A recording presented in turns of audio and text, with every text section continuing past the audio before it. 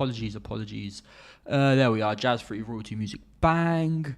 The TradingView chart is there. The Wasi is VTubing with our lovely hat from our brand new sponsor, the lovely Ego Capital. Yes, I have an Ego Capital cap.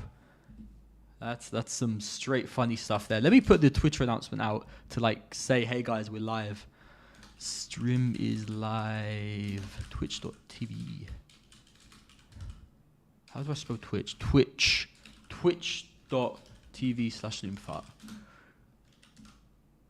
And let's put that on the Telegram too.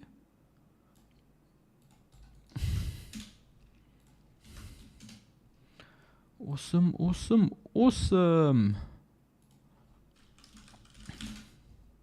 Sweet, let's wait for a few folks to come right in. And then we can begin. What a day in the markets, hey? What a day in the markets.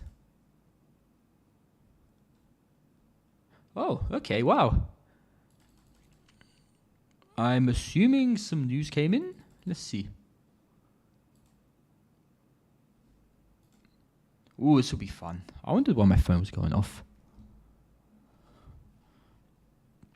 Man, this is beautiful. Like, this is exactly what I like kind of expected to happen. And let's get a few more people in and I'll explain why. Thank you for the hat. It's from our brand new sponsors, Ego Capital. Towel, hello. I'll wait for a few more people to come in before we start talking. But we may be watching some crazy stuff happening on the chart live.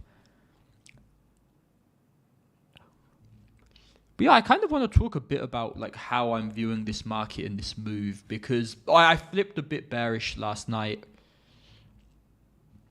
But I would like to say we kind of like I was bearish from like here to here.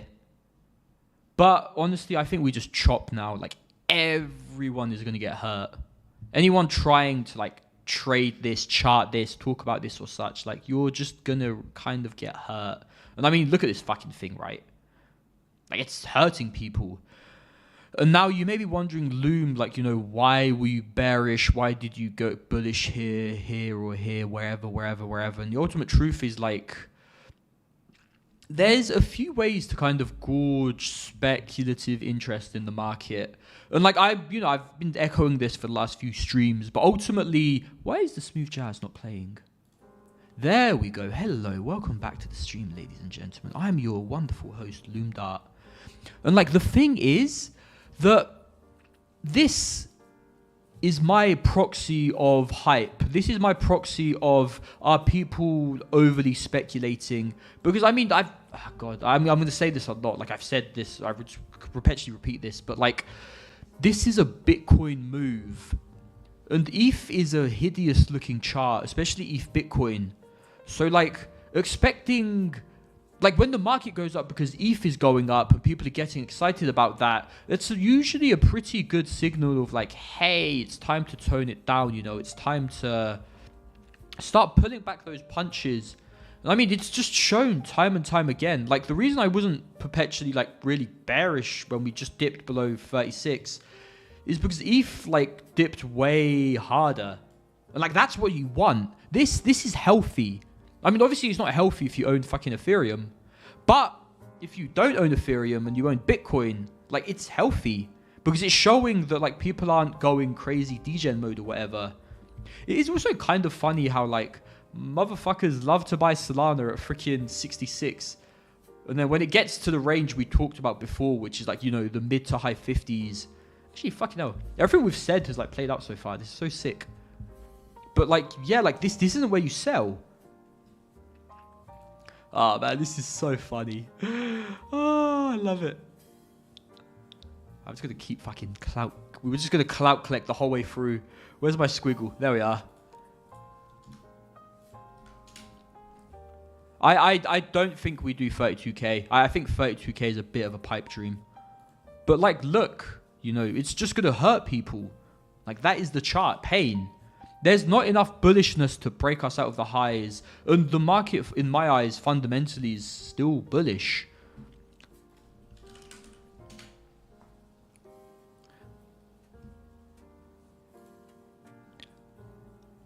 But okay, awesome.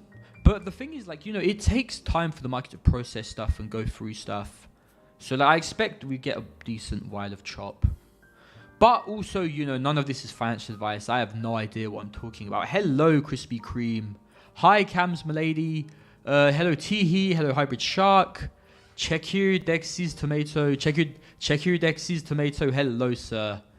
Brah. Sup, brah. Let's get a few questions here and there. Let's start off the races, the dances, the talking, the fun. Delta, hello. Mini Blanket, Rassi, Shrot, the whole gang's here. This is lovely. God, I love you all. I genuinely like... I love streaming so much, man. This has been so much fun. I mean, guys, this chart looks fucking incredible to me. Like, I'm not like a coin gigaball, but like, this does, like, I can't short this. I can't fade this. Like, it's just a really nice looking chart. I think that, like, it does hit this area. But yeah, I mean, like, this is healthy. Actually, let me put out a tweet. Here is a cheat sheet, you gremlins. If BTC up, BTC down equals bearish. If BTC up equals bearish. If BTC down, BTC up equals bullish. If BTC down equals bullish. There we go. You guys just saw the live crafting of a Loomfart tweet there. So when I tweet, I make it like a thing where I refuse to double check. I refuse to think about it, anything. Kathy Wood is a tremendously beautiful individual, but ultimately, like, we must be respectful of the fact that, this is finance. Aesthetics are not relevant here. And, I mean, you've heard my prior thoughts on her her Sisyphusian role, where she just is cucked in terms of what the mandate, the things that her company ARC has to do is kind of impossible. Now I'm going to go and quickly answer my doorbell and be right back, and we shall talk a bit more about ARC, a bit about OpenSea, because I think there's some really interesting things to say there. And possibly someone asked me last stream about something which I completely forgot about, but I'm talking about, so I remember it. It was WorldCoin. Okay, goodbye guys. See you in 1 minute.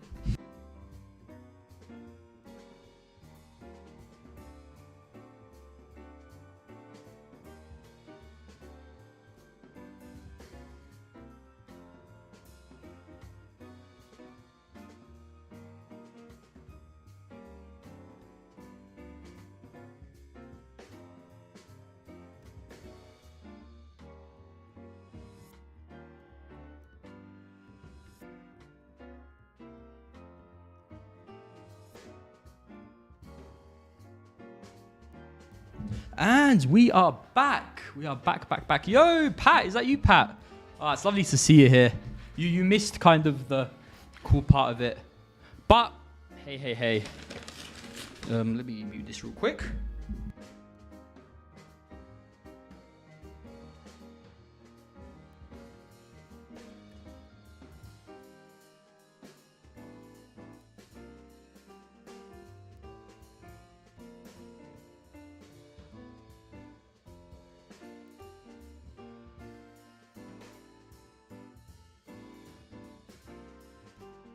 Whoa, hey. I am, honestly, like, I'm not shitting on Kathy. I think she just has, like, kind of impossible role.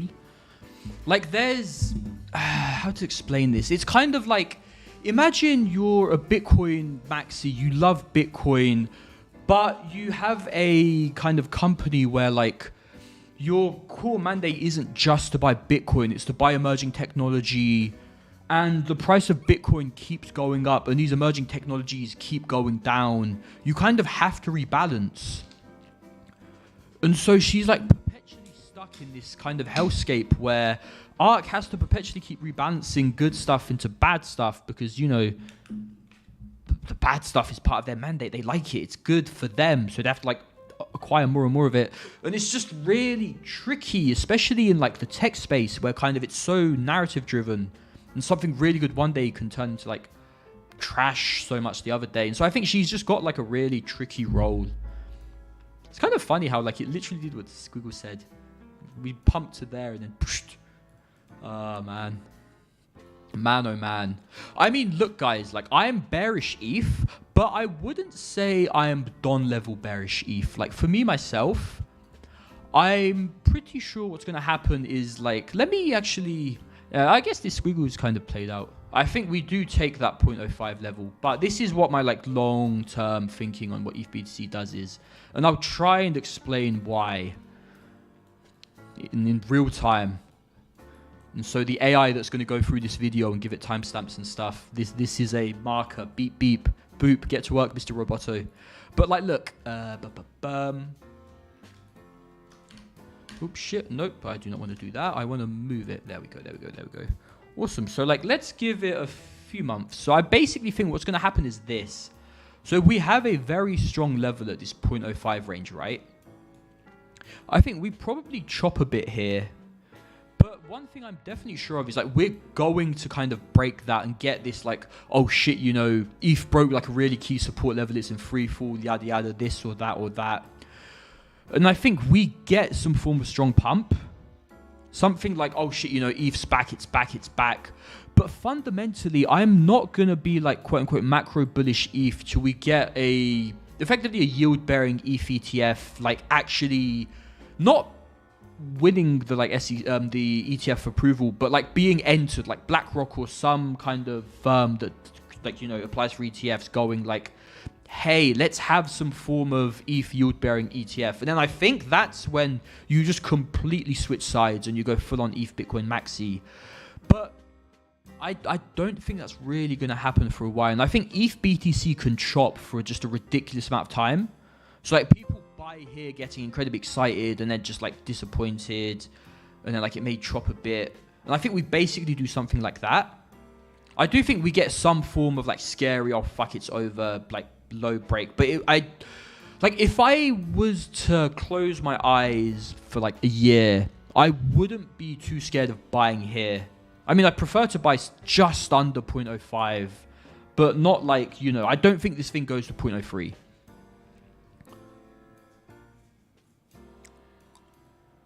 And actually, it's kind of interesting. Like, a few people have asked, like, hey, Loom, you know, do you think this time is different? Like, you know, it's the whole age-old adage of, like, hey, this time is different, this time is different, this time is different. And it's never been different. And I actually am going to be on the... I mean, sure, some edgelords would, like, shit on me for saying it. But, like, look, guys, to me, like, I think 2020 was... probably the last time, like 2020 was when crypto hit puberty. 2021 is when Bitcoin became like a legit thing. I think that time was different. And it's like, you know, Bitcoin finally matured to the point where, you know, we have literal tech billionaires, finance billionaires going like, hey, allocate to Bitcoin. And I think if what hadn't have happened with FTX, Celsius, BlockFi, God, not BitGo, Michael shout at me, BlockFi, then like we probably would have had a market that was very, very different to kind of the market we did have. And now this isn't some case of like, oh, you know, we only dumped because like bad stuff happened. Like the bad stuff happened because of the way we pumped. But fundamentally, the market has now changed to a point where like that craziness cannot happen. And I'd say that like, the market is still maturing and it's gone past the point of maturity where like we no longer have that type of black swan available to us. And so in that sense, I think that like, you know, this time kind of is different. Like it's why I've been this like, I'd say not overly aggressively bullish, but just like honest in the fact of like, hey, you know, like this crypto's legit. Like it's a really fucking good industry. It's here to stay. Actually, let me announce I'm going live in Shay's channel as well.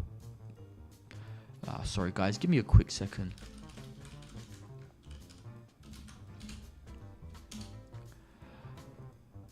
Sir. None of these are rants. This is all well thought out speeches.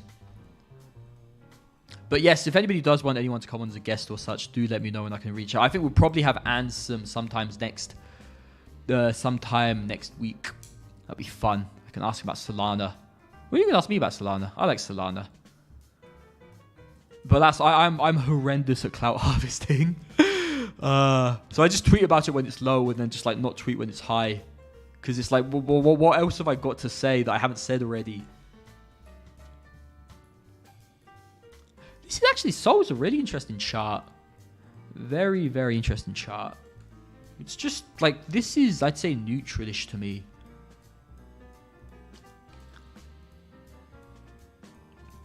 I could get Ledger and then do like a blueberry only. But yeah, man, this chart is...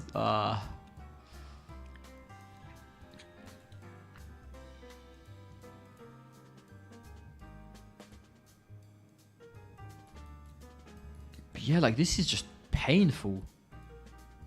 Very painful. Synxis, hello, sir. Hello. Thank you. How have you been, man? How have you been?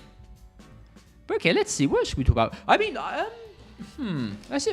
We can talk a bit about like kind of OpenSea and what I think is kind of happening there with NFTs and everything else. Like, man, basically OpenSea had a crazy amount of potential. They were given effectively like just a bunch of stuff happened for OpenSea at like the exact same time that was like kind of lightning striking a few times. First off is like in no system or marketplace or scene is the OpenSea fee was 2.5%, right? God, it's gonna be really fucking awkward.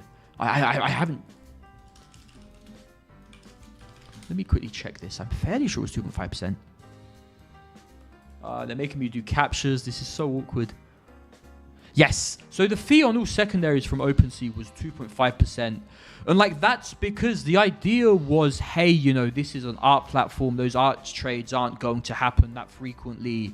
But the market was like, it went into degen mode and trading NFTs became such a popular thing that people were regularly trading NFTs, which wasn't the intention. Like, having a 2.5% fucking marketplace fee for like a tradable asset is ridiculous. It's insane. But they kind of had that happen and they made a lot of money of that. They raised a lot of investment. And so kind of with this assumption that like that would continue.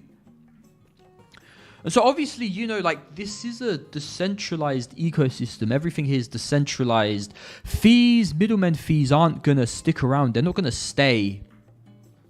And so generally, like the whole kind of rat race to the bottom started. Other marketplaces started coming in. And I think what really hurt OpenSea was that, like, basically after that insider trading stuff happened, everyone there was just terrified, It's like, fuck. Like, we want to IPO. That's always been OpenSea's exit. It's why, like, the whole kind of, when OpenSea token concept and idea, like, it just, like, it wasn't the exit they were going for. They were going for a much more TradFi based, hey, we will IPO. But like the kind of Nate insider trading stuff happened. And like actually I can talk a bit about that as well, because it was kind of insane how like that whole thing came about. Like, he unfortunately was quote unquote seen / caught. I mean, I think he wasn't nefarious. I think he was very stupid and overworked and doing a lot of stuff and like, yeah, but I can't say yes or no to like if I view him as guilty or not, because I'm honestly not sure, like obviously he had an incredible amount of wealth outside, like inside of OpenSea that wasn't comparable to like the fucking 19k he made on like that trading stuff. But anyways, like the issue is the Nate insider trading stuff happened at a time where all of the retail market and everyone hated NFTs, and people were like begging for reasons to make content on why NFTs are so bad so it could get clicks and views, because that's how the mass market works. The more clicks you get, the more views you get, the better you are. And so kind of Nate, like, I mean, I can't say if it was a good guy or a bad guy, but it was very badly timed where that article in the news came out at a time where people hated NFTs so much, so everyone jumped on it. And it became like a gigantic thing. And unfortunately, with insider trading cases, like it's somewhat a like court of public opinion where, you know, it's like, it's very relative. It's hard to prove or disprove insider trading, but, you know, like he kind of had to go down. And after that, OpenSea were like, fuck. Like, oh shit, what do we do? Like, you know, we want to IPO. This is a very, very big red flag. It's like, let's do everything the proper way with lawyers. And so, like, it kind of became much more like a corpo company where, like, you know, the biggest, like, payroll, the most employees are lawyers, and everything has to go through them. And unfortunately, in crypto, like, that just never really tends to end well. Because, you know, crypto is all about innovation, speed. Like, Blur came about very quickly, and they kind of, like, moved very fast. And maybe a few of the things they were doing was, like, unsanitary or such. But they came and they happened very quickly. And, like, that's kind of the advantage of being leaner and not having this kind of backdrop of, like, hey, you know, we need to make sure everything is, like, kind of quote-unquote kosher or approved or such. But, yeah, it's like they're just in a really tricky spot now. Because, like, I'm sure they still have a crazy amount of money, but the well has dried up. And, like, you know, the whole Yuga Labs has very much turned on OpenSea because it's kind of, I mean, they're both in the same boat, right? Where, you know, I'm sure for Yuga, their revenues are massively down across the board because people aren't really paying royalties anymore. And that was, like, you know, that was their main revenue driver. And so I think that's kind of why they're like, hey, you know, we need to, like, get a victim in this. OpenSea can be, like, the quote-unquote victim because it's not cool to shit on Blur because, like, in their eyes, Blur is, like, the traders tool, you know. It's, like, the cool kids, the traders, yada, yada. But let's work with a new company, Magic Eden, to, like, have a marketplace where people, quote-unquote, respect royalties and such. Now, I personally, and, like, with the NFTs I'm working on and, like, Loomlock and everything, like, you know, Loomlock's a real-world company. We're not betting on royalties to, like, keep us sustainable because it was, you know, like, crypto was a zero-sum decentralized market where, like, if there's a fee and there's a cheaper way of doing something, most people generally do the cheaper way. But yeah, that's kind of why OpenSea is in, like, the weird predicament they're in. But okay, awesome. Is the Twitch chat coming up? I don't see anyone. Could someone send a message real quick?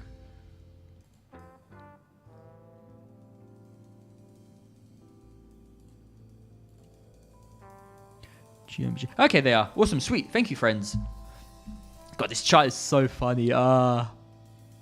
It's just pain. Like, oh, it's white on white. Okay, that's not good. Let me do this.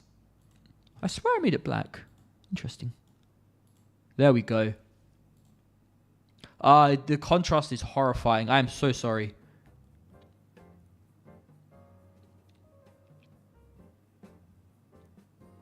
Let's see. Yo, Lucky Duck, it's a pleasure to have you around, sir. Unfortunately, I'm not really drinking alcohol till my kind of fighting is done. So I cannot, like, unfortunately, no drunk rants. Maybe I do get, like, on a wasted stream one day because I haven't actually drunk alcohol for, like, a very, very long time.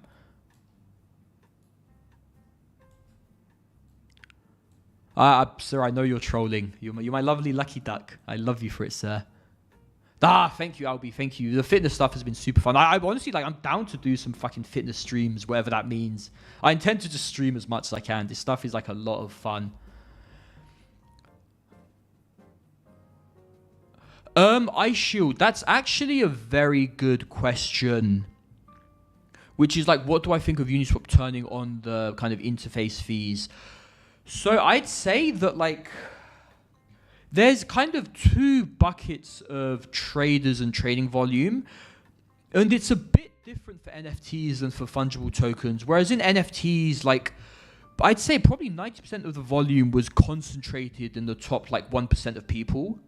Whereas with fungible tokens, it's a bit more of, like, a smoothed out curve where there's not so much, like, just the top guys doing most of the volume, but, like, a lot more people across, like, the entire kind of risk spectrum.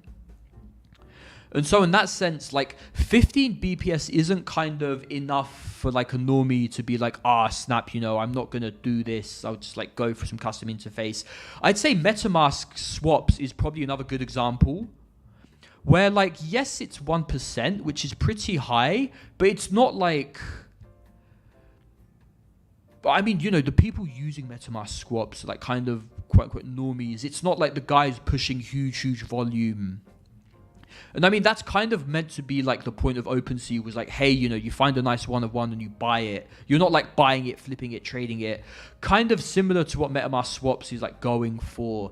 But I mean, honestly, like I don't get anywhere near enough fucking clout for this, where I spent like 2 years of my life just warning everyone that like, guys, they're not going to fucking airdrop a token. They're going to pretend to like, pretend to whisper about like, hey, we may do a token soon. And then say, hey guys, the only way we know that people have used our product is by using the swap. Because that means people are going to sybil the fuck out of the swap, which is going to be amazing for them because they make a lot of money off of that. Do I have a write-up on my next cycle NFT market thesis? I mean, honestly, like my NFT market thesis is the same as the 2021 NFT thesis, which is just like, there's no better way of communities coming together and like identifying themselves and other members in the community, initially crypto native wise, but ultimately everything wise than NFTs. Like I genuinely believe that like, in terms of blockchain use cases and usages, like Bitcoin was an amazing first one. DeFi yet to be seen if it's a use. I mean, obviously DeFi is incredibly useful, but in terms of like specific angles and types of DeFi, it's like yet to be seen what type of specific use case comes in. Obviously, the whole using blockchain for like a decentralized casino trading platform thing is like, it's a valid use case. But I'd say we've had a lot of stuff put on the blockchain that like doesn't make sense to me. Like supply chain wise, you know, we've had infrastructure in use for like hundreds of years that works perfectly well for ensuring that like chicken is, you know, like it's a chicken. That doesn't need to be on the blockchain. But I like NFTs, I genuinely think is one of the first big scenarios where it's like, hey, you know, instead of having all of these people on like some private database somewhere that no one can access, having a list of like people with either like, you know, a shared belief or a shared love of a brand or a concept or like shared ownership of something on a public blockchain is like fucking amazing, because it means that anyone in the ecosystem can like leverage that data, leverage that information, make custom groups where only the people with that asset can enter, target those people. Because like, guys, you know, the amount of money people pay for marketing information and marketing data on like the specific beliefs and likes of people is like tens of billions of dollars. And now that entire social graph is like on chain. Like, I think that is incredible. I mean, for that to kind of grow and evolve, it's going to take a while because, you know, that's just the way of life. Like, I'd say NFTs honestly have like only really existed for 2 years. And now, you know, people may shot on me for that, but I mean in essence of like, hey, this isn't like this is a community identifier for a list of people in this group. I'd say, you know, 2 years like max. But yes, so that's kind of why I fucking love NFTs, and it's why we're doing so much NFT stuff for like, you know, Loomlock. On the Biwasi's front, probably will like, it's gonna 1 to 2 to 3 months to say a few other things on that front. But yeah, both are like going to be very, very cool fucking projects. CryptoKitties. Yes, I mean, CryptoKitties obviously, you know, 2017, 2018. But I mean, like, no one viewed CryptoKitties as like a kind of, you know, a database of like a select group of people with like a shared ideology or such. It was like a, hey, collect cool cats on the blockchain.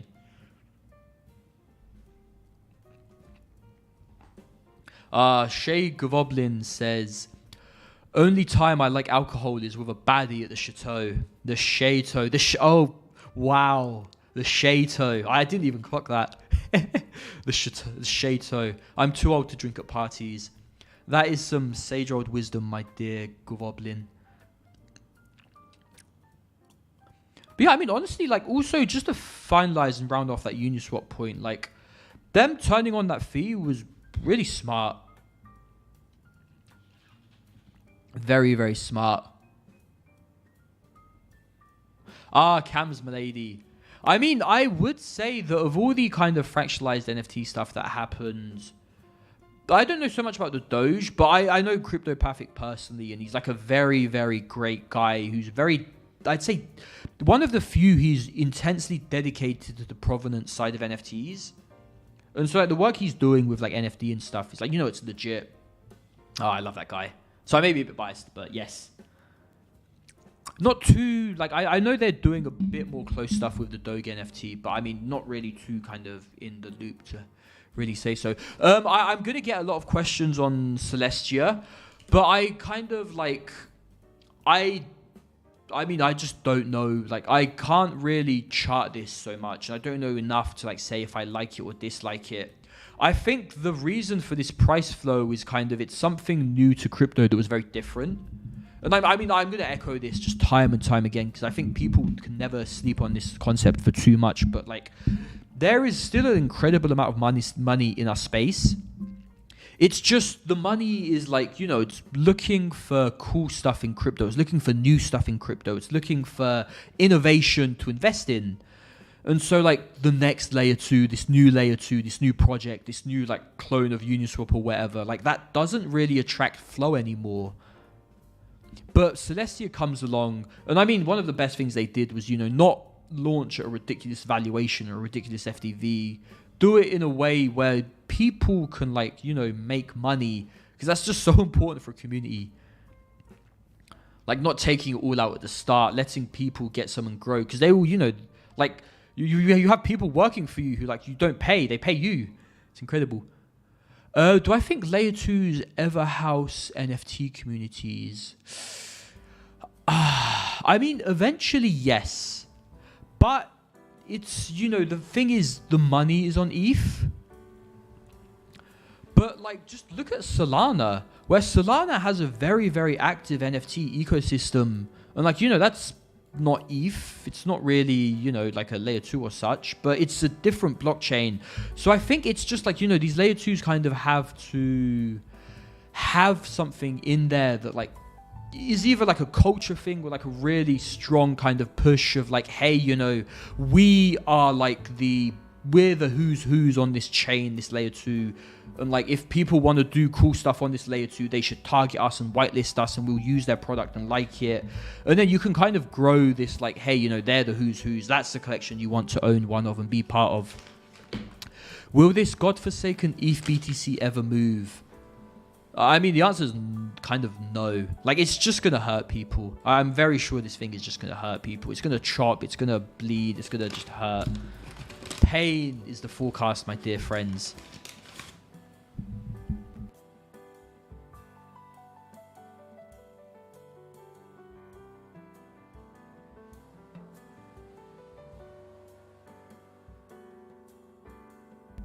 Okay, dear folks, give me a lovely minute and I will be right back. In the meanwhile, please do not feel afraid to ask questions in chat. I'll just go through them all, because I fucking love answering them. Cheers.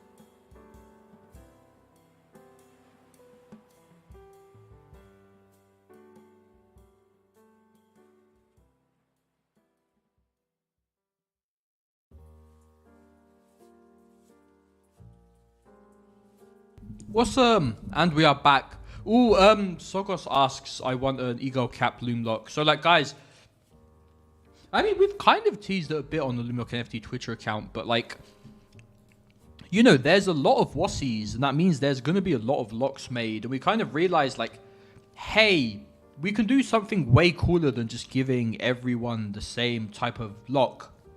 Instead, what we can do is like, just do something that introduces all of crypto into what we're building at Loomlock. Gives everyone a really, really freaking cool physical collectible that's phygital. I hate the term phygital, but like, unfortunately there's not much else that really works as that term.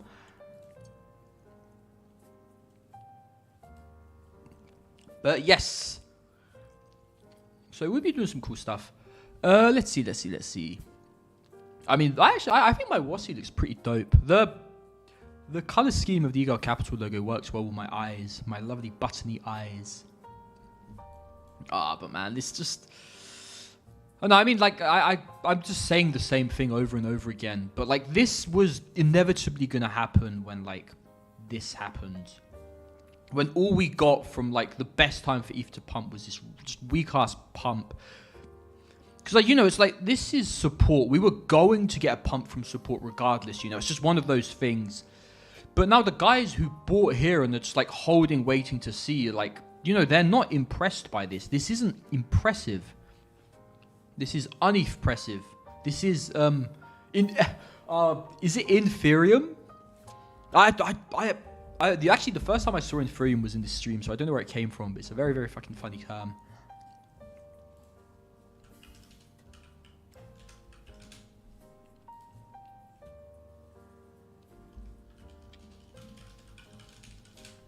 April, I'm sorry you can't type in chat, but I see you and I appreciate you dearly. Will ETH flip Bitcoin? Oh gosh, this is a really, really good question actually. So I fundamentally don't think anything will flip Bitcoin because it's kind of like Bitcoin is different to the other cryptos. Whereas like ETH is kind of, you know, like ETH is trying to be a money Lego computer. Everything is trying to be some form of money Lego computer, but that's not what Bitcoin is trying to be. You know, Bitcoin just wants to be a digital bar of gold.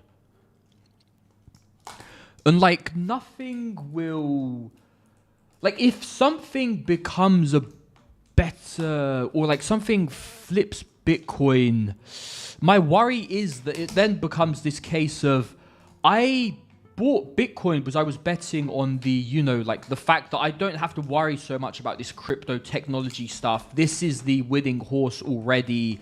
I'm like, you know, I'm set. Like people like Sailor would be much more worried in their Bitcoin positions if there was fundamentally anything else that could like actually kind of compete with Bitcoin at being Bitcoin. And I think generally that thing Bitcoin is trying to be is like worth a lot more money wise than like what any other crypto is really trying to do. So I think that like my worry would be if something flips Bitcoin, then it's like, well, fuck, I can't like, there's no way for me to invest in this space with this idea of this asset is going to be incredibly strong from like, you know, 10, 20, 30, 40, 50 years from now. Sorry, I'm about to cough. Be right back.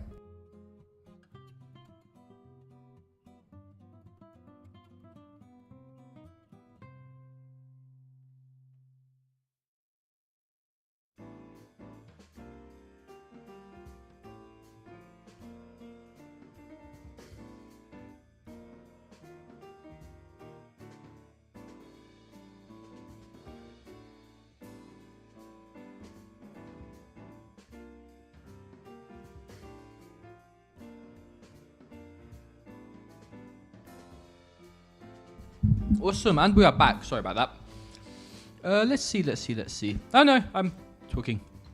Well, actually, it's really good that you guys say when I'm like muted or not, because that's super useful. Because that did happen a few streams ago. It was like really weird.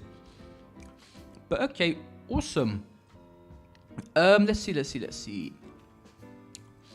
I mean, about this idea of Bitcoin kind of pivoting from like one thing to another thing to another thing, I'd say you kind of have to remember that like the actual quote unquote users of Bitcoin are the guys that are like just holding it as like an investment.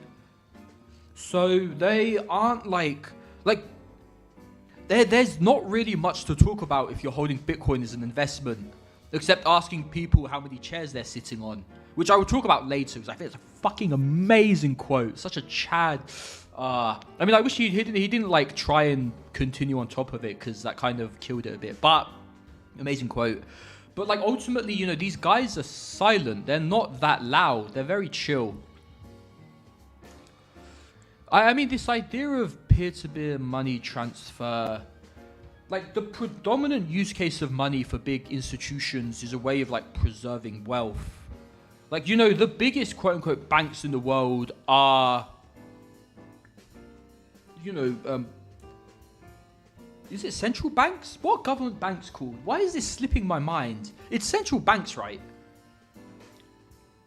Yeah, central banks are like the big government banks. Why do I not know this? But sorry, they're not the government banks, but like central banks are like the biggest banks. And what's the predominant asset they hold? It's cash. It's currencies. It's other currencies. It's treasuries or like assets in these other currencies. So it's like, you know, it can be a peer-to-peer cash and still be a store of value. Which for me, like ultimately, my thinking and ideology is like, the world is never going to get less digital. We're constantly going to get more and more digital. And this digital age is, you know, like more and more finance is going to become digital. And in this sense, like where, you know, like where are people going to transact? How are people going to interact with this finance?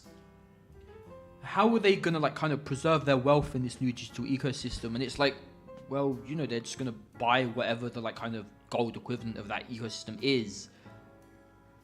Like, you know, like it's kind of a meme, but it's also true that like a lot of kids don't really know like gold. Like I'd say way less people than people think know about Bitcoin and gold, but ultimately that's changing over time.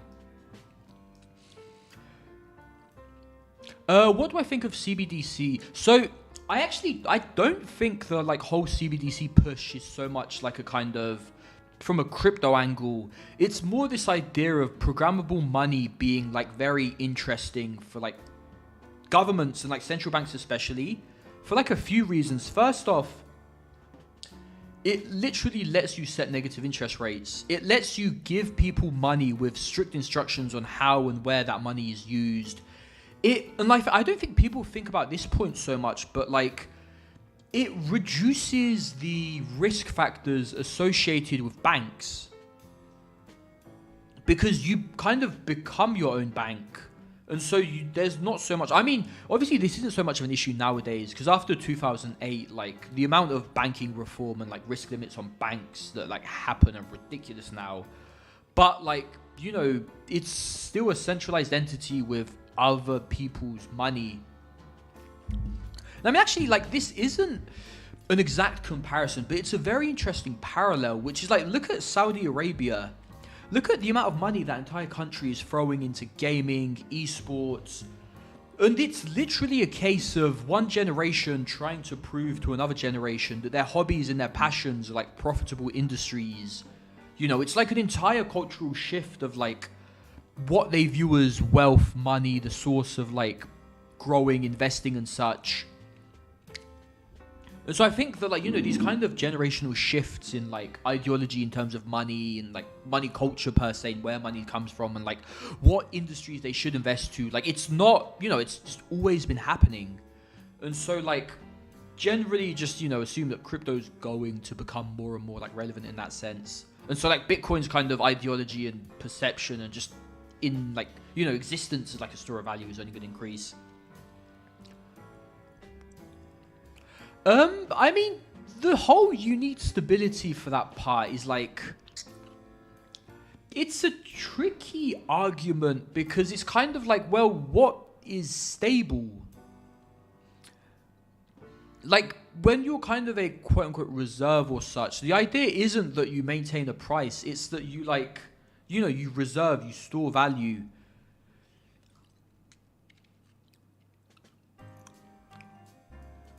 And the tricky part of that is like, it's impossible to have anything that's like safe and going to keep making you more price while still being connected to like the prices of other things.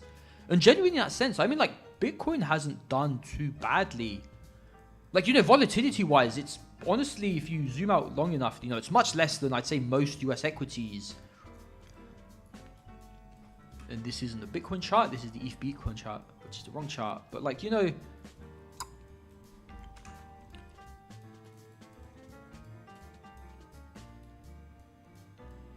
Wouldn't banks just make private and permission blockchains for CBDC? I mean, definitely yes. Like, have no misconceptions of this being like a kind of public, like, like it's like, hey, they have USDC on Bitcoin and that's it. And it's even like less centralized than USDC. Like, no, it's going to be incredibly permissioned and such.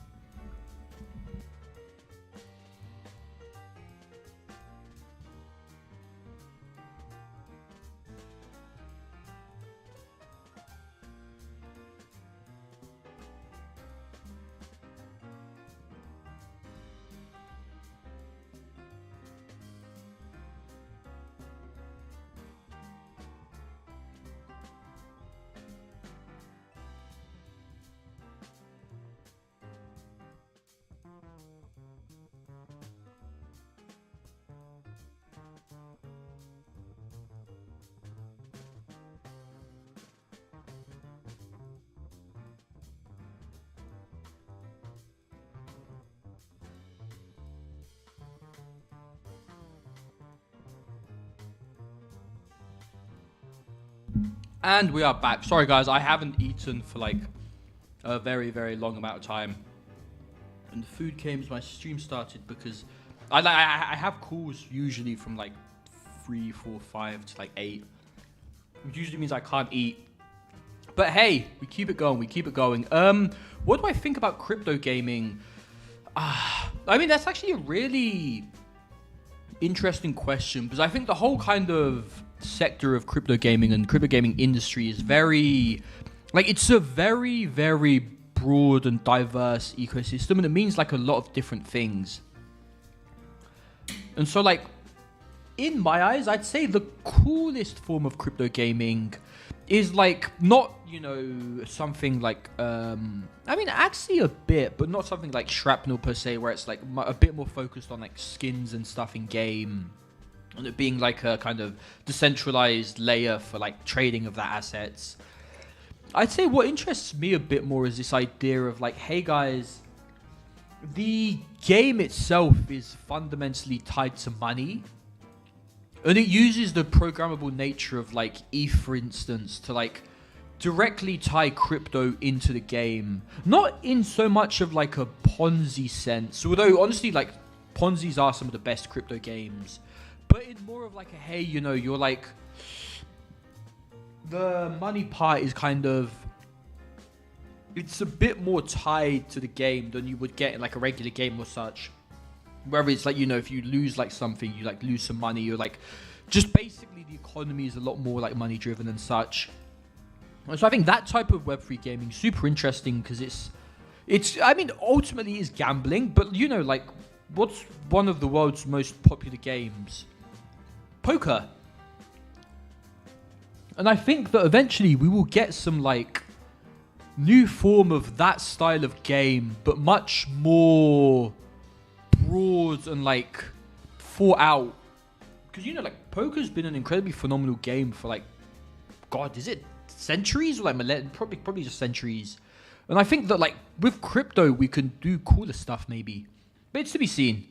Because like, I think people have a really weird misconception about games where it's like, yo, Morph, hello sir. God, sir, when are we going on VR chat? I'll get Perb to come in too. I really want to ride the jet skis. But anyways, yes, back to gaming. So I think that like,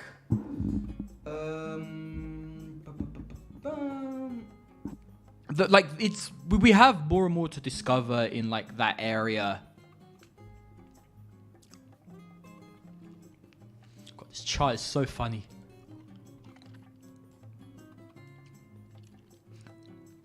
Like, it is kind of funny if you really like just get all of this stuff out of your eyes and just, it's like just a fucking straight line up. Oh man, God bless this industry.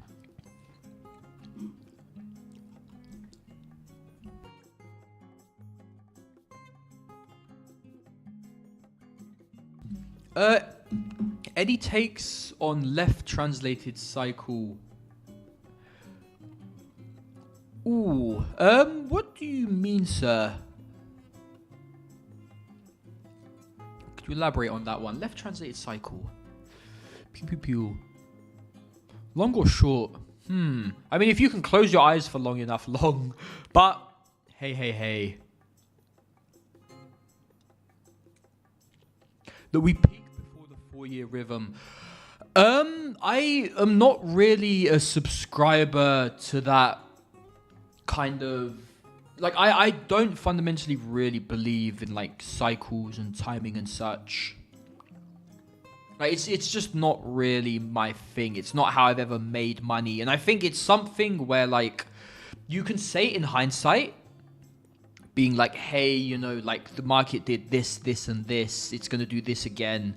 But it's like, you know, in hindsight, there's only one path that could have been taken. It's the path that was taken. So, like, you can draw a line that hits, like, 6 points. But if you were on the first point and you tried to draw that line, you could draw a gazillion lines, and none of them would be that specific line. So I think in hindsight, stuff looks a bit more easier, what the hell? A bit, like, easier to kind of say, you know, we did this, this, and this. But I think that, like, this move upwards is not going to be, like, a quote-unquote typical thing, like, how to say this? Like, I don't think it's going to be like past ones. I genuinely think this time is different.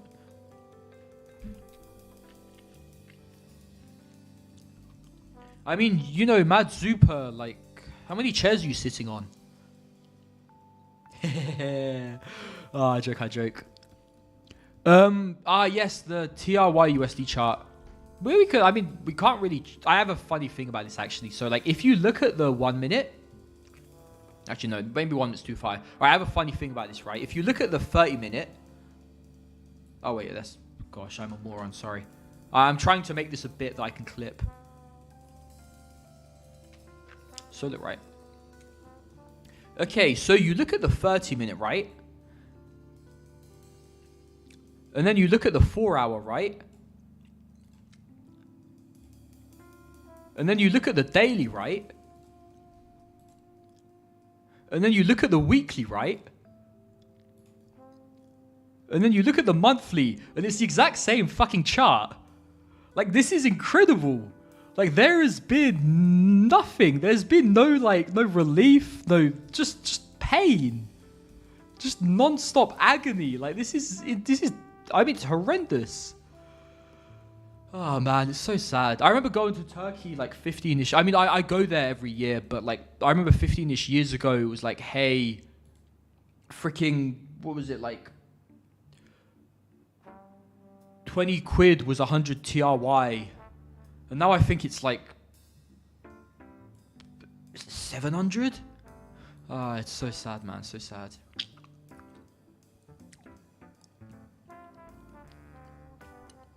Why do I think this time is different? So I think this time is different because it's actually fucking hilarious because I thought last time was different, but then we got hit by, like, hyper fraud.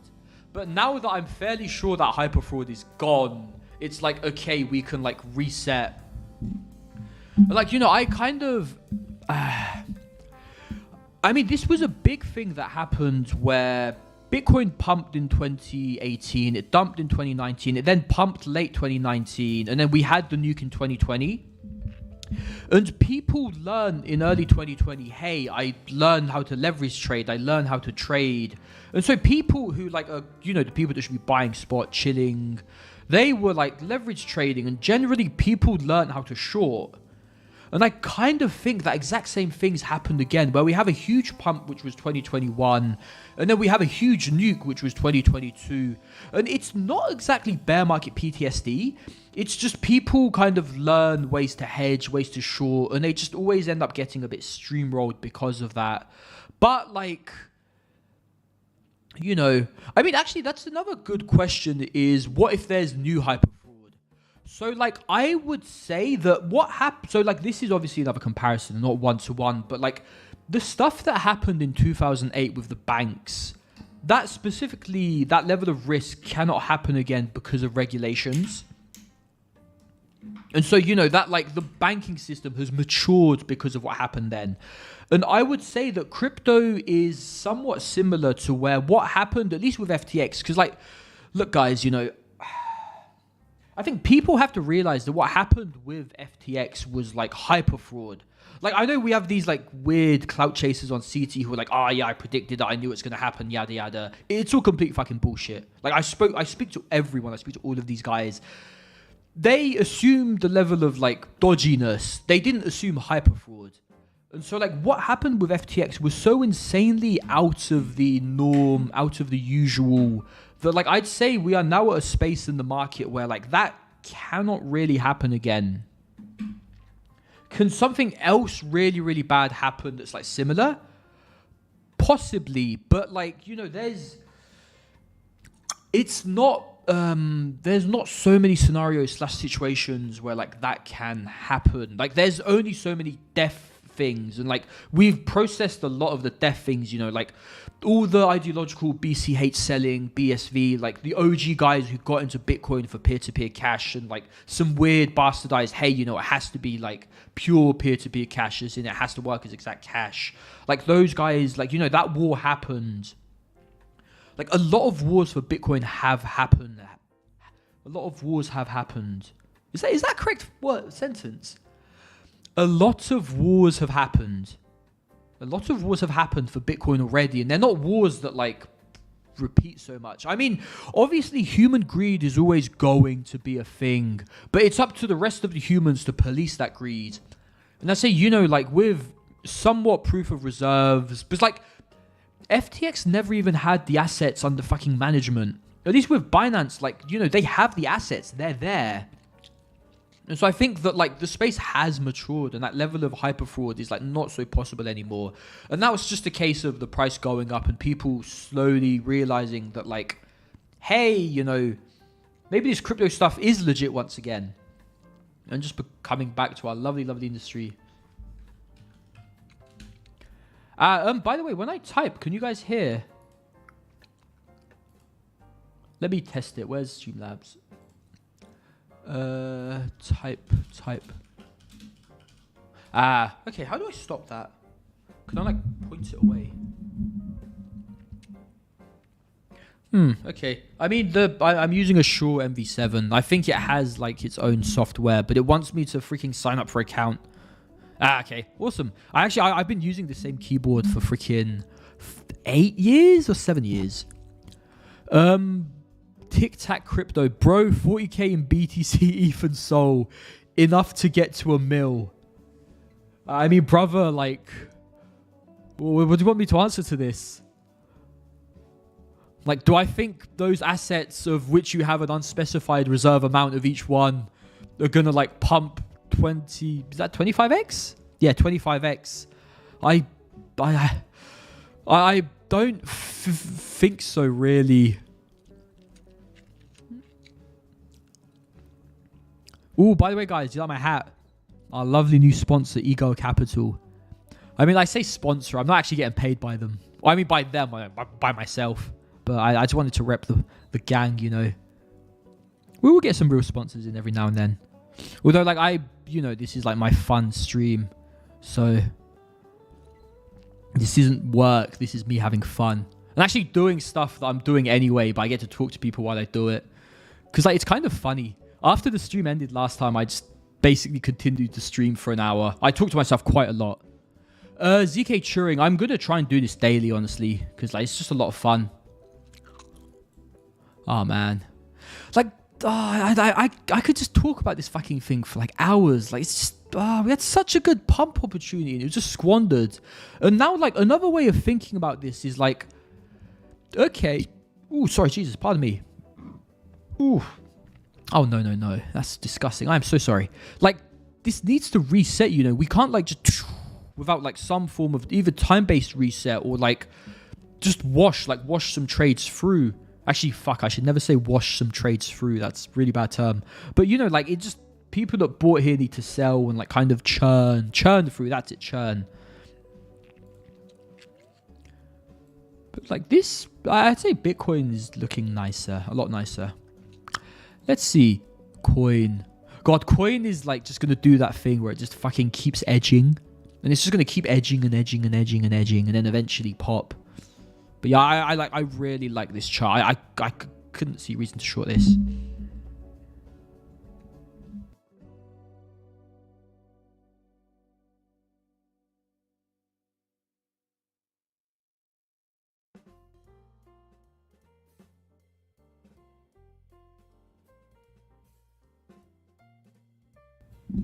I mean, Tic Tacs, like, bro, get a fucking job. Like, you can have more than 40k in crypto if you, like, work. And just DCA, you know, buy some in. I don't mean that in, like, a harsh way, obviously. But, yeah. I mean a bit of a harsh way. Like, you can't rely on markets going to infinity to, like, save your life, you know. Proactivity is important. Can I work for you, Loom? Possibly. We're going to announce something in a few months that's like I mean, I'm fucking so excited for it. But maybe there's some opportunities available then. Because I mean, like, I guess because FTX claims have like gone so much up and like we kind of budgeted everything with the idea of like, hey, you know, it's going to be 30 cents in like 3 or 4 years. It's kind of, you know, we have to rework a few things. I mean, obviously for the good. God bless. But yes. Is NFT / coin overall market cap up only forever? Gosh. I don't know how to answer that, honestly. I would say that, like, I fundamentally believe NFTs are better for meme coin stuff than crypto. Like, I think that in terms of meme value and having users in the ecosystem that are, like, able to meme and, like, have the leverage and such to meme, like, NFTs are superior. And so I'd say somewhat yes, where over time it's expected to, like, more and more, like, of the mimetic stuff will come onto NFTs. The tricky part is that, like, I'd say NFTs are it's a lot more, like, it's later in the quote-unquote stage of people trusting crypto again. And right now, we're not fully there yet.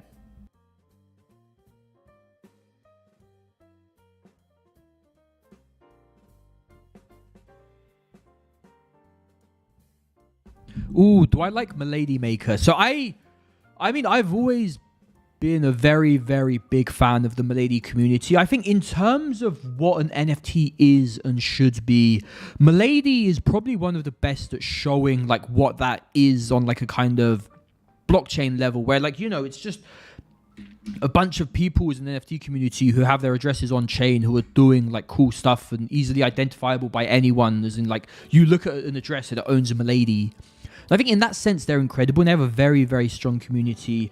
I personally have a lot of disagreements with Charlotte Fang. Not in terms of the weird, like, hey, you know, I'm trying to be like an edgelord who's, like, cool on Twitter and people, like, think I'm cool and whatever. It's just super fucking cringe. But in terms of, like, their perceptions and understanding of, like, liquidity provisions in crypto, I think is just... I mean, guys, I spent 2 fucking years of my life shitting on people for, like, trying to make NFTify something it wasn't. And I mean, we've kind of seen how that's played out now. So it's like, you know, like, people fundamentally misunderstand what liquidity is and how liquidity works, where liquidity isn't sticky. It's not something that's here and there. It's not like, you know, something can go up 1 billion% and go down 99.999%. The fact that it went up 1 billion% doesn't, like, guarantee it's going to stay up, or, like, it doesn't give some, like, price sustenance. Like, liquidity is not something that can protect price effectively. Like, the market is the market. And I mean, I will stress this every single stream from now till, like, 2026 when I get struck by lightning or whatever. But, like, price is price. Nothing will ever impact price. Nothing can ever impact price. Not like a pump and dump group. I don't mean this in the short term. I mean, like, a mid to long term. Like, the price is always going to be stronger than anything else, and it's unimpactable. Having better liquidity, having LP and such, like, that's something, but ultimately it doesn't impact the human psyche part of what determines price, and that part is much bigger than anything else. So yeah, that's my little kind of NFTify liquidity rant. Chart Zcash. Also, when I talk, I'm, like, very free-throwing, and I, like, you know, I'd say I'm nice. I try to be nice, but I'm at a point in life now where, like, you know, I have shit to do and I have shit to build and I have my own beliefs, and I'm not really fighting anyone over, like, like I'm just gonna hold my beliefs. I'm nice, but yeah. Oh man, fucking Zcash. What a coin.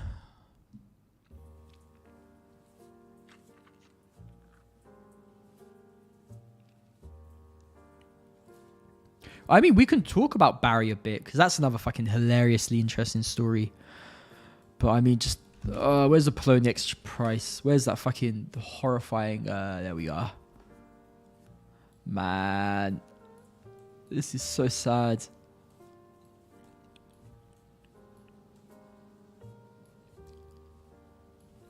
Bear with me, guys, while I zoom into the Zcash price chart.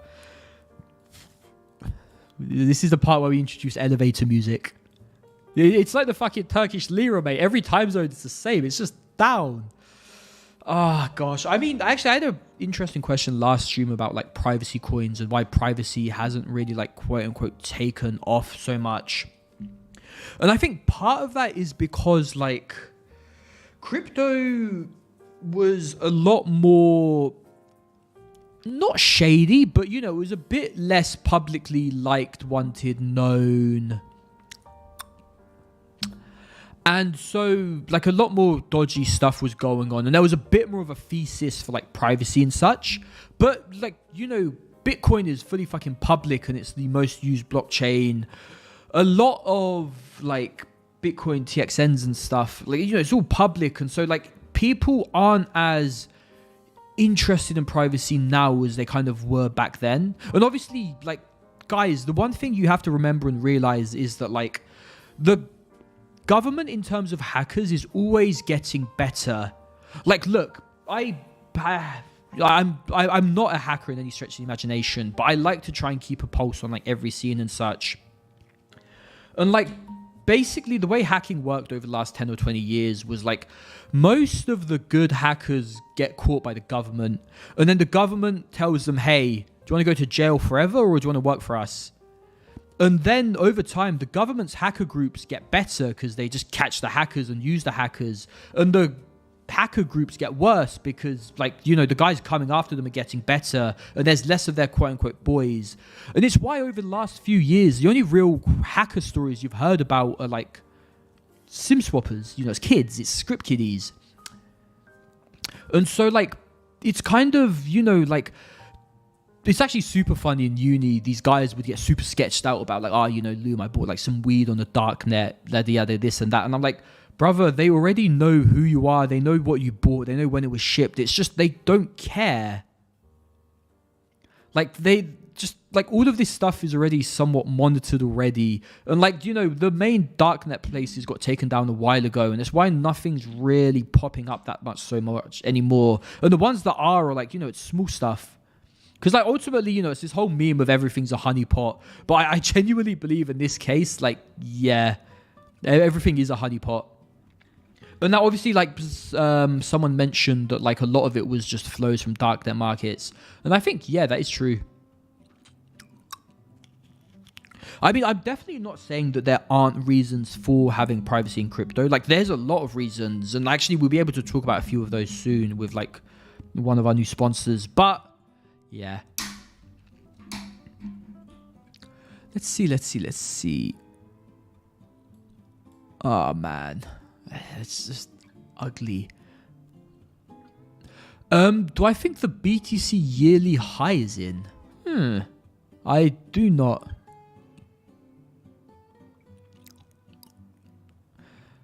I mean, like, so I love ugly candles. I really, really like ugly candles. I think people look at them a lot. I'm like, you know, this is a hideous candle. That's like that kind of mid-40s level I've been talking about for a very long time. And if we put it on the monthly, kind of, yeah, there as well. It's kind of also just like where I sold a lot of crypto because of the whole Do Kwon buying stuff. So, like, in that sense, there's good confidence there as well. Do I look at inflows? Gosh, that's a really good question. And I'd say narrative-wise, one of the things that got me really bullish on Solana was the fact that, like, they had a lot of really good inflows over, like, the past few months when kind of other stuff didn't so much. And this was after the announcement of it being a security. And so that was like one of the key reasons I was like, this, like, it wasn't the only reason. No, there's no one sole reason I was so bullish on Sol. But it was very encouraging to see that, insties were buying a bunch of this thing when it was declared security. Because that would be like the worry, right? Where institutions, like kind of money drivers per se, can't participate in the market anymore because of the legal like clarifications and such.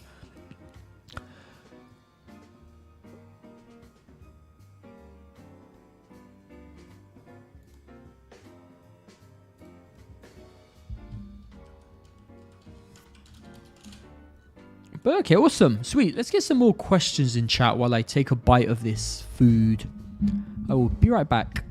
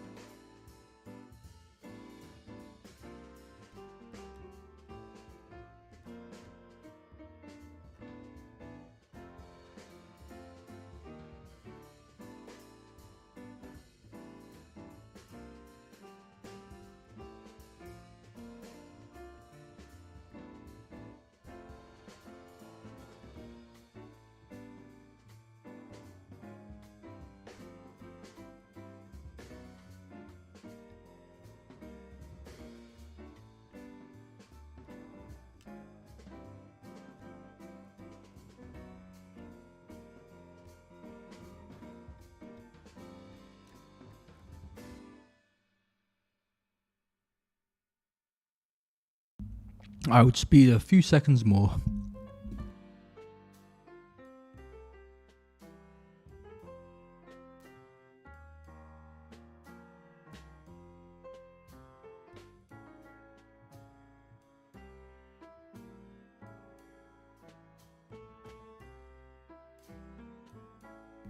Hello, and we are back. I'll go with your question first. I'm Luna, where for me, we won't get a super cycle until there is an app or use case for crypto that the Gen Pop can use and get value from, whether they know it or not. What's your thoughts on the super cycle, sir? So I would say that like Bitcoin's use case is this use case. It's this use case of like storing money. And in that sense, like I'd say Bitcoin has done a very, very good job of fulfilling that use case. And so it's already kind of hit like PMF in that sense. It's just now a case of products and stuff like the ETF coming online that lets people treat it more like something like this, where they can just put like an average amount of a salary or such into every year or so.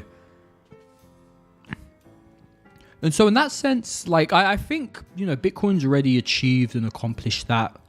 And so, like, I'd say we probably, I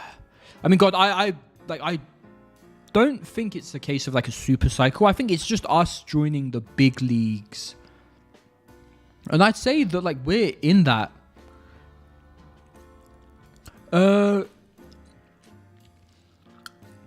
this is a good question. So can BTC-PA be manipulated?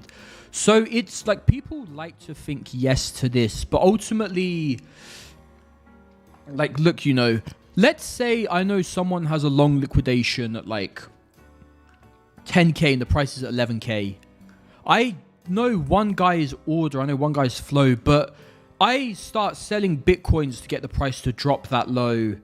And it turns out someone has a short and they close their short in profit with like all the Bitcoins I sold. And then the price pumps and I'm now like net loss a bunch of Bitcoins because I was trying to liquidate someone. And then the price gigamoons and I get fucked. Like, there's so many unknown risk factors in like leverage markets that like, even the people just didn't know, couldn't see or such. So like this idea of, hey, you know, they ran my liquidity, they ran my stock. I think is like just not really a thing. Like it sounds very appealing, and whenever you get liquidated leverage trading, you want there to be like a person to blame or a thing to blame or like a reason for like that to have happened. But ultimately, like it's, you know, it's very, very fucking hard to manipulate markets. I say that not as someone who's ever tried, because I'm not, you know, I'm not stupid. I've seen how it ends up. But as someone who's seen a lot of people try.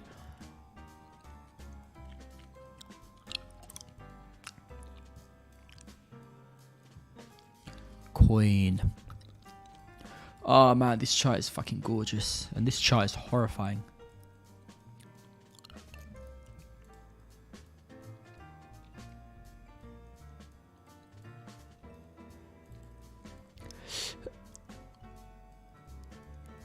I mean, so musician, the thing is like people can impact the price, but think of it as like, hey, you know, I'm Eric. When at what point is it going to be like financially worth it for me to like do like, you know, he would have to go across a few avenues and leverage long a bunch of Bitcoin and then release the news and like close those longs.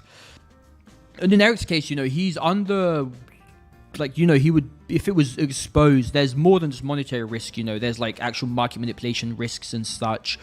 And like there's a lot of like there's a lot more going on in that sense.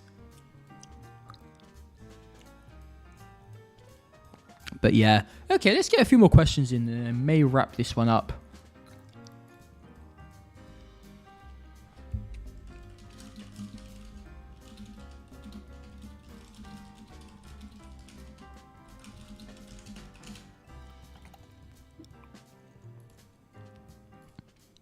Let's look up Eric's tweet.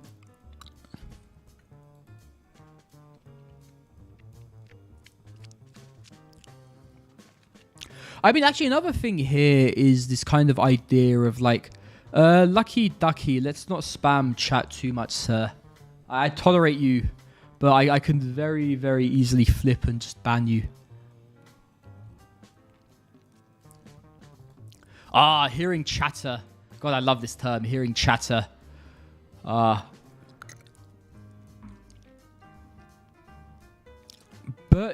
I mean, like, kind of, guys, like, I said this back in fucking, like, when the grayscale lawsuit stuff started. Like, look, the ball is already rolling. This is going to happen. We're going to get an ETF.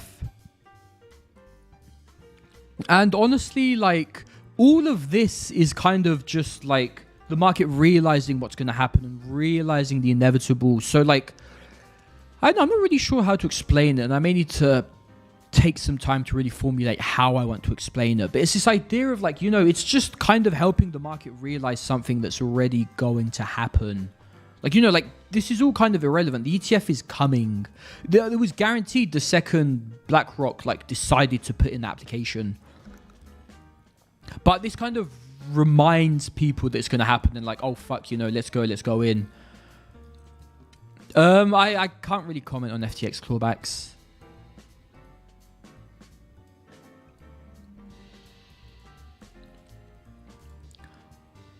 I mean, it's pretty cool though. Like a bunch of these guys, you know, were okayly well known, but not that popular. And then like the whole crypto ETF stuff started, and it's happened for like a bunch of different things as well. And they just become like super popular.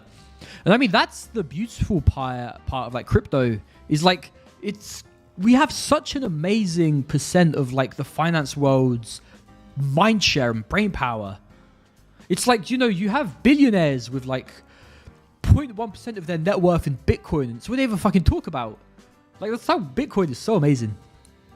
Oh, man. But, okay, awesome. I mean, like, let's really chart. I think for the WorldCoin stuff, I mean, my streaming tomorrow. I possibly may not be streaming tomorrow. I have a friend's birthday party and then dinner, but I may skip on dinner because no, I start on the 19th, which is Sunday. But okay, so I may not be streaming tomorrow, but I do want to have a decent chat about like WorldCoin because I think it's something very, very interesting.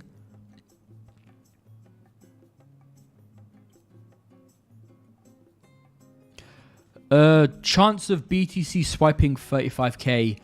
28.6542%. Sweet. And on that piece of news, I guess we shall play this and see everyone out.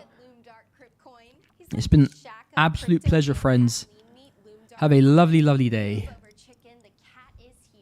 Crypto's new god, Puppet Loomdart, Show Mercy Loomdart, Lord Master of cryptocurrencies, Loomdart, Bitcoin Pumper, Cryptcoin, Gerberger, move aside, new pumper in town. The DJ Khaled of crypto. All he does is win coins, wins contests, can't one versus one him. Cryptcoin, Shilbert, Cryptcoin Pumpet, Loomdart, Black Hand Gang owned by Loomdart, Lumonomics, Loomdart Crypto Coin. Loomdart is Pepe. He